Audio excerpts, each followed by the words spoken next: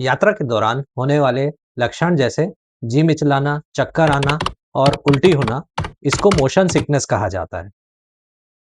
कई लोग सोचते हैं यह एक बीमारी है, कई लोग ये सोचते हैं ये नसों की कमजोरी है, कई लोग सोचते हैं ये पेट की कमजोरी है। परंतु दोस्तों ये कोई बीमारी नहीं है, ये एक कंडीशन है जिसमें आदमी परेशान होता है जब वो यात्रा के दौरान होता है। और हर समय इसके लिए दवाइयों की आवश्यकता नहीं पड़ती और इसे आसानी से कंट्रोल किया जा सकता है कुछ आसान तरीके अपना के। मैं हूं डॉक्टर ब्रह्मप्रकाश और आप देख रहे हैं मेरा YouTube channel doctor Brahma's desk.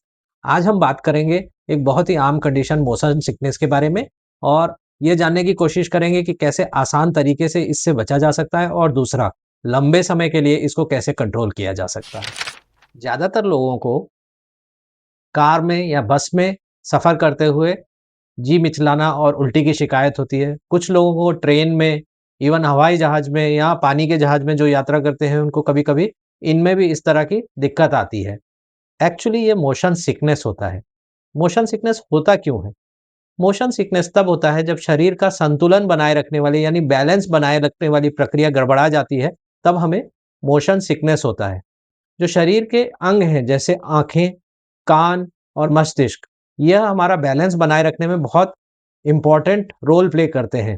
कान का अंदरूनी हिस्सा जिसे हम इनर ईयर कहते हैं और आँखें जो हैं इनको आप आम भाषा में अगर समझना चाहें तो इन्हें ये समझ सकते हैं कि ये सेंसर है।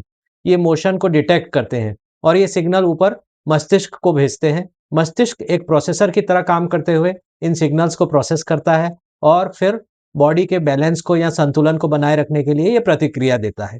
जब इस सेंसर से आने वाले सिग्नल गड़बड़ा जाते हैं, तो मस्तिष्क जो है जो सिग्नल प्रोसेस करता है, वो असमंजस में पड़ जाता है और कन्फ्यूज़ हो जाता है, जिसके कारण ये लक्षण आने लगते हैं, चक्कर जैसा महसूस होता है और उल्टी होने की इच्छा करती है। होता ये है कि आँखें कहती हैं कि हम स्थिर हैं, कान हमें कहते हैं कि हम मोशन में हैं और मस्तिष्क कन्फ्यूज़ हो जाता है। उसे समझ में नहीं आता कि सिग्नल कैसे प्रोसेस किया जाए। तो जब ये सिग्नल जो है इसका समन्वय बिगड़ जाता है, तब हमें मोशन सिकनेस का एहसास होता है। तो अब जानते हैं आसान तरीके जिनसे मोशन सिकनेस को हम कंट्रोल कर सकते हैं।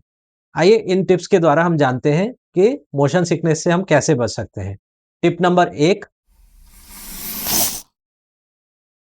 जब भी हम यात्रा के लिए रवाना होते हैं, उससे पहले बहुत भारी भोजन ना लें, हल्का-फुल्का नाश्ता टाइप करके चलें। बिल्कुल खाली पेट भी नहीं छोड़ना है और खूब सारा तलीय पदार्थ भी नहीं लेना है क्योंकि दोनों ही कंडीशंस में जो है मितली आना और उल्टी आने की संभावना ज़्यादा रहती है, तो हल्का-फुल्का भोजन लेकर के चलें। टिप नंबर 2, बहुत सारा पानी पी कर के ना चलें, थोड़ा-सा पानी पिएँ और यात्रा के दौरान थोड़ा-थोड़ा घूँट-घूँट करके पानी पीते रहें ताकि हाइड्रेशन बना रहे। टिप नंबर 3, यात्रा करते हुए मोबाइल, टैब इत्यादि का उपयोग ना करें क्योंकि स्क्रीन पे यदि हम देखते रहेंगे तो मोशन सिकनेस हमें अधिक होगी और यही अगर हम किताब पढ़ते हुए जा रहे हैं तब भी मोशन सिकनेस अधिक हो सकती है। अतः एक ही नज़र गड़ाते हुए एक ही चीज़ एक ही जगह पे ना देखते रहें, यानी मोबाइल, टैब या किताबों की ओर नज़र गड़ा के ना बैठे रहें यात्रा करते हुए। टिप नंबर 4 ये है कि यात्रा करते समय यह कोशिश होनी चाहिए कि हम आगे की तरफ बैठें, यानी या तो ड्राइवर के बाजू में जो पैसेंजर सीट होती है उस पे बैठें। यदि हम स्वयं गाड़ी चलाते हैं तो और अच्छा है क्योंकि गाड़ी चलाते हुए मोशन सिकनेस की शिकायत कम होती है। और जब हम सामने की सीट पे बैठे हैं तो हमारी नज़रें जो है सीधी होनी चाहिए सड़क पे और पीछे की सीट पे ना बैठें और ना ही पीछे को विपरीत दिशा में मुँह करके बैठें। इससे मोशन सिकनेस अधिक होती है। यदि हम बस या ट्रेन में ट्रैवल कर रहे हैं तो कोशिश करिए कि विंडो सीट पे बैठें। यात्रा करते हुए जितना संभव हो विंडोज ओपन करके गाड़ी चलाएं ताकि ताजी हवा आती रहे, इससे मोशन सिकनेस कम महसूस होती है। टिप नंबर 6, कुछ लोग यह महसूस करते हैं कि यदि वो अदरक का टुकड़ा चूसते हैं या जिंजर कैंडी या लेमन कैंडी को यूज करते हैं, चूसते हैं, तो उन्हें मोशन सिकनेस या उल्टी आने की शिकायत कम होती है। तो इसको भी आप ट्राई कर सकते हैं। अब बात करते हैं इस समस्या का स्थायी समाधान क्या हो सकता है। इसके लिए हम अपने शरीर को ट्रेनिंग द्वारा साध सकते हैं ताकि ये समस्या हमें भविष्य में लंबे समय तक कंट्रोल में रहे। तो इसमें पहला जो हम काम कर सकते हैं वो है हम अपना बैलेंसिंग सिस्टम को इम्प्रूव करने के लिए कुछ योजनाएँ बना सकते हैं और कुछ एक्सरसाइज़ेज़ कर सकते हैं, जिससे कि हमारा ब्रेन जो है, मस्तिष्क जो है, वो इनर ईयर और आईज़ के मोशन सेंसर्स को अच्छे से डिटेक्ट कर पाए।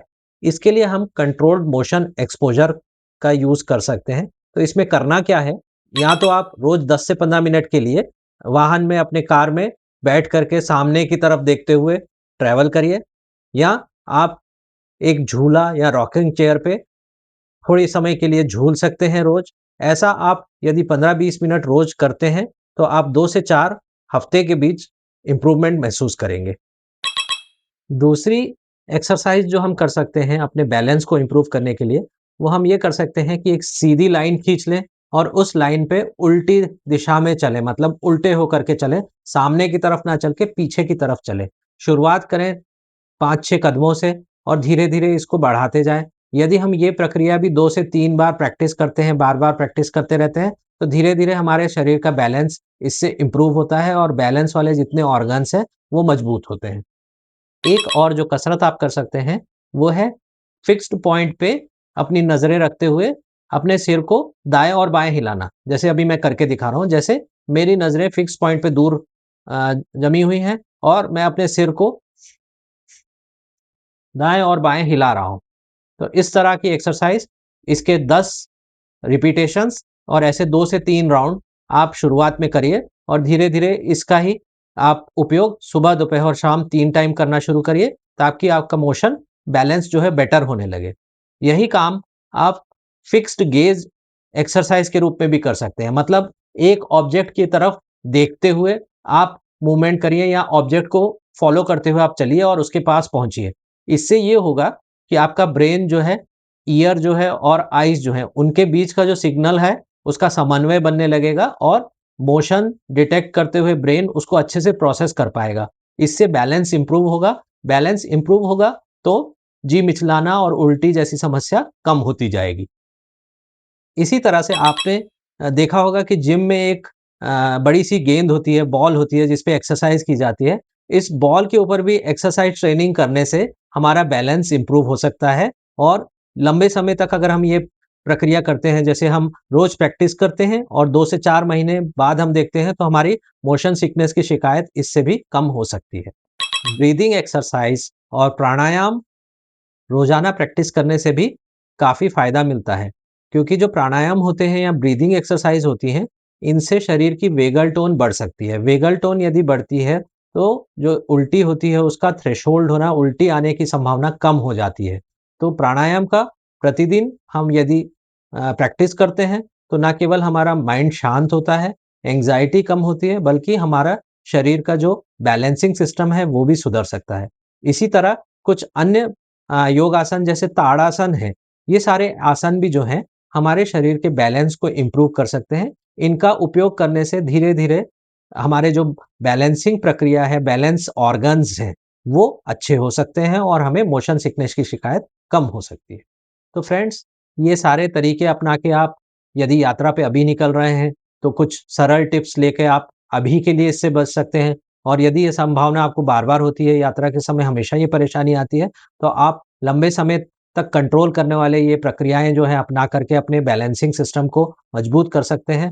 धीरे-धीरे अगर इनको हम मजबूत करते जाते हैं, तो हर बार हमें दवाइयों की आवश्यकता नहीं पड़ती। यद्यपि हम यात्रा से पहले उल्टी की गोली लेकर के भी चल सकते हैं, परंतु यदि हम इन सारी प्रैक्टिसेज़ को कर लेते हैं और अपने शरीर को उस तरह से ढाल लेते हैं, तो हमें दवाइयों की भी आवश्यकता नहीं पड़ती। धन्यवाद।